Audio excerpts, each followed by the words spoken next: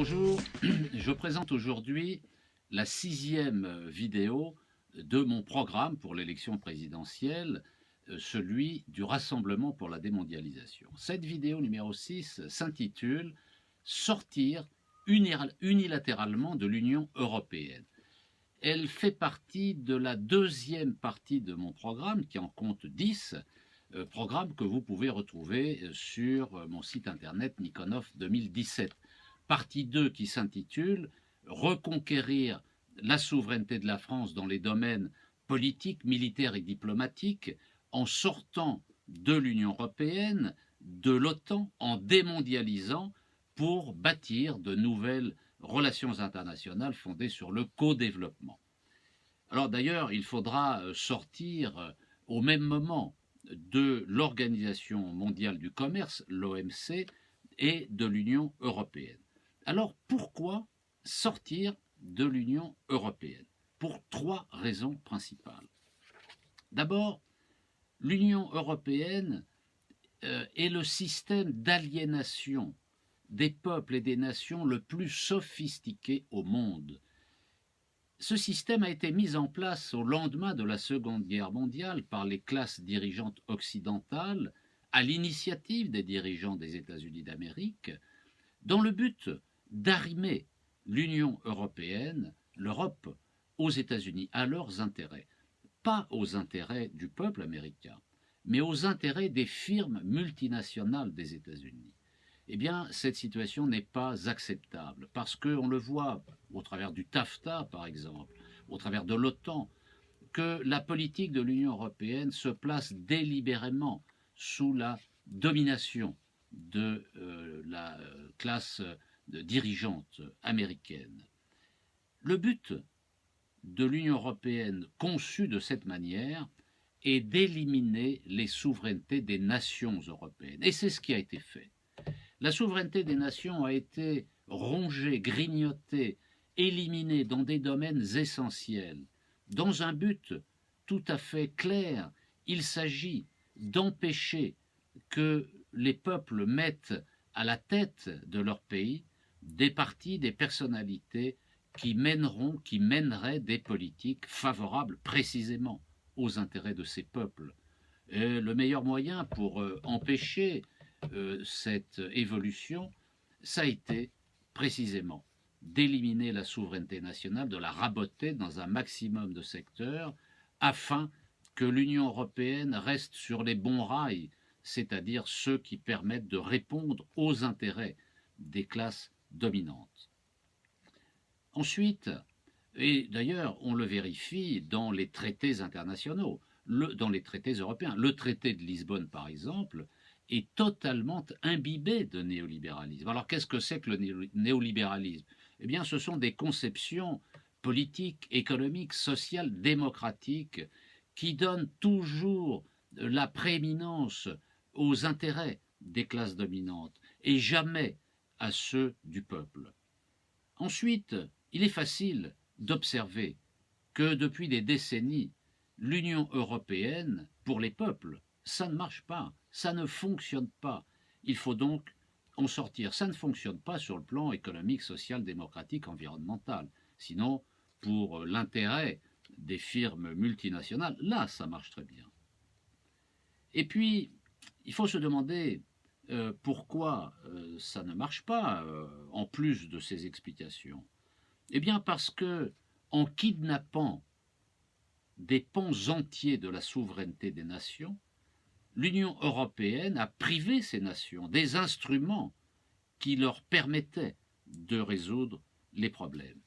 Prenons l'exemple de l'article 3 du traité de Lisbonne qui définit les compétences, ce qui est appelé les compétences exclusives de l'Union européenne. Il y en a 5.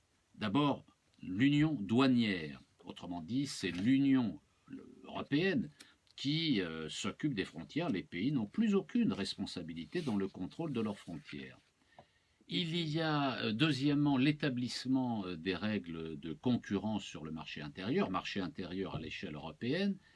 Il y a ensuite évidemment la politique monétaire des pays qui sont dans la zone euro, qui ont adopté malheureusement l'euro. Il y a ensuite la conservation des ressources biologiques de la mer et la politique de la pêche, et il y a la politique commerciale commune. Que reste-t-il aux nations pour mener la politique souhaitée par leur peuple? Aucune. Les grands domaines sont captés par l'Union européenne. Ce qui fait que lorsqu'on élit une majorité de droite ou de gauche, évidemment il y a des différences entre les uns et les autres, mais sur l'essentiel, sur les grandes questions, les partis de gauche et les partis de droite s'inscriront, comme ils l'ont fait jusqu'à présent, dans le cadre du système européen, c'est-à-dire qu'ils ne pourront rien faire d'essentiel pour améliorer la situation de la population. La sortie de l'Union européenne doit être unilatérale. Autrement dit, la France doit sortir seule, avec également la même chose pour les autres pays, qui devront, quand les peuples le décideront, sortir eux aussi de manière unilatérale.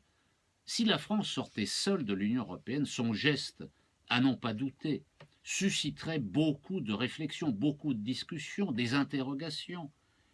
Et il est probable que des peuples se sentiraient encouragés et se mobiliseraient pour sortir eux aussi et retrouver leur liberté. La sortie de l'Union européenne doit nous affranchir immédiatement des directives européennes qui seront, toutes ou la plupart d'entre elles, abrogées. Nous abrogerons également les 4 libertés, c'est-à-dire liberté entre guillemets, liberté de circulation des capitaux, des marchandises, des services et de la main-d'œuvre. La sortie de l'Union européenne doit nous donner toute liberté pour mettre en place des coopérations avec des pays aux intérêts convergents. Elle doit également nous redonner le contrôle de nos frontières. Les frontières ne doivent pas être vues comme des barrières qui nous séparent de nos voisins, ou comme un territoire, ou comme les limites d'un territoire à défendre. Les barrières sont avant tout des lieux d'échange avec nos voisins. Et leur existence est la condition nécessaire pour réguler ces échanges, échanges de marchandises, échanges de capitaux, échanges de personnes. Il faut voir les frontières sous cet aspect positif. En particulier, si nous voulons mettre en place des mesures protectionnistes absolument indispensables, il faut bien qu'il y ait des frontières. Si nous voulons réindustrialiser la France, si nous voulons empêcher les délocalisations, il faut bien que nous contrôlions nos frontières. Sur le plan juridique, la sortie de la France de l'Union européenne ne se fera surtout pas par l'article 50 du traité de Lisbonne. L'article 50 autorise les pays membres de l'Union européenne à sortir de l'Union européenne et prévoit toute une procédure. Mais précisément, cette procédure est une machine infernale qui va noyer le poisson, qui va embourber, ensabler, enliser les pays qui voudraient sortir dans des procédures juridiques, des palabres interminables. C'est fait pour ça. Et puis, cet article 50 prévoit une négociation pour sortir de l'Union européenne. Nous récusons toute négociation pour sortir de l'Union européenne, parce que la souveraineté d'un État ne se négocie pas.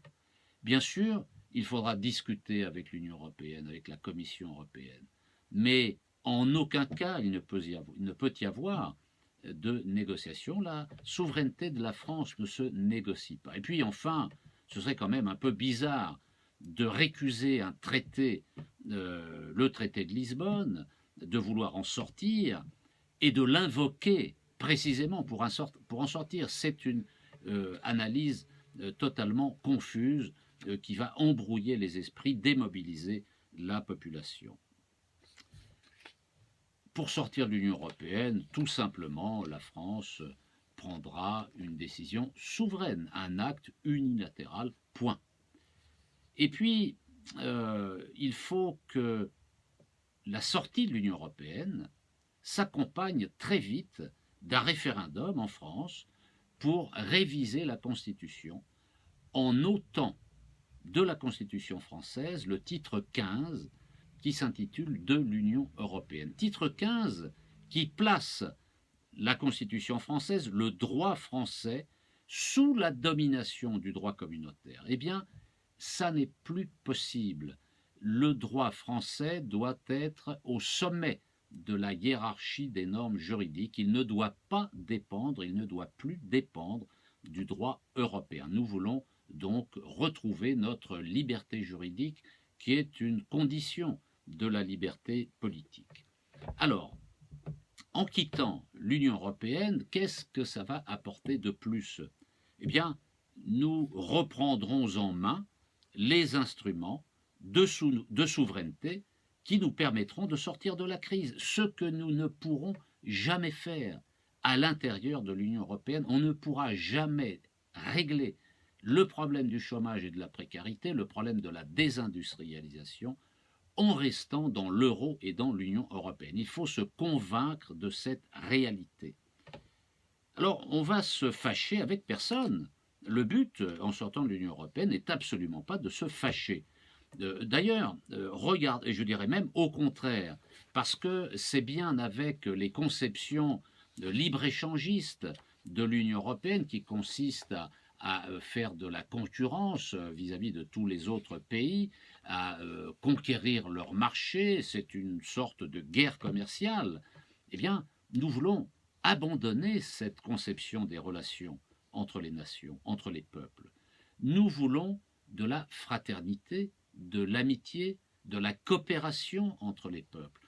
Nous allons remettre les relations internationales sur des bases beaucoup plus saines en sortant de l'Union européenne. Nous allons donc débarrasser ces relations internationales de cette concurrence qui pollue toute relation. D'ailleurs, regardons ce qu'il se passe avec le Brexit. Est-ce que le Royaume-Uni s'est fâché avec ses voisins? Est-ce que le Royaume-Uni s'est fâché avec la France? Pourtant, le peuple britannique a voté pour sortir de l'Union européenne. Eh bien, non, il n'y a pas eu de fâcherie. Bien sûr, les oligarques européens, les dirigeants européens ont été secoués parce qu'ils prétendaient que l'Union européenne, on ne pouvait pas en sortir, et quand on était prisonnier, c'était une condamnation à vie, éternelle. La preuve a été faite que c'était faux. Alors, ils le prennent mal, mais avec les peuples, et même avec ses dirigeants, il n'y a pas de conflit, en tout cas pour l'instant.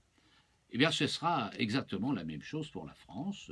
Il n'y aura pas de fâcherie avec les autres pays. Ça n'est absolument pas le but. Avec la sortie de l'Union européenne, nous allons abandonner ce que je disais tout à l'heure, les compétences exclusives. Et donc, premièrement, nous allons récupérer, reprendre le contrôle de nos frontières. Pourquoi faire? Eh bien, nous allons recruter, nous allons embaucher des milliers de douaniers, nous allons les former pour vérifier les autorisations d'exportation et d'importation de marchandises, de services, également les visas d'entrée et de sortie du territoire national. La lutte contre le djihadisme sera d'ailleurs beaucoup plus efficace. On a vu que les frontières étaient des passoires aujourd'hui et qu'un certain nombre de djihadistes ont pu entrer sur le territoire national sans grande difficulté. Eh bien, ce sera terminé. Les immigrés clandestins seront refoulés.